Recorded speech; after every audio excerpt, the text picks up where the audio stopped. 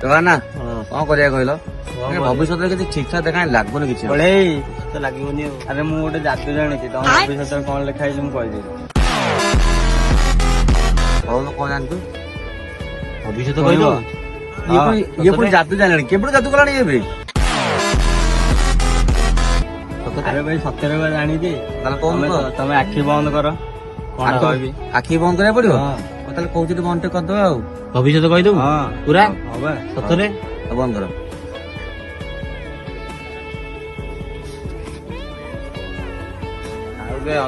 ଭାଇ ଆଖି ଖୋଲ ଭାଇ। ଏବେ ଆଖି ଖୋଲିଲୁ କଣ କହିବା କଥା ଭବିଷ୍ୟତରେ କହ ଥର। ଆଉ ଠିକ ଅଛି କହିବି। ତମେ ଭାଇ ଆଖି ବନ୍ଦ କରି କଣ ଦେଖିଲ? କଣ ଦେଖିବୁ କଣ ଅନ୍ଧାର ତ ଦେଖା କଣ ଦେଖାଯିବ? ଅନ୍ଧାର ଦେଖିଲ? ଭାଇ ତମ ଯାହା ଦେଖିଛ ଠିକ ଦେଖିଛ। ତମ ଭବିଷ୍ୟତଟା ହିଁ ଅନ୍ଧାର।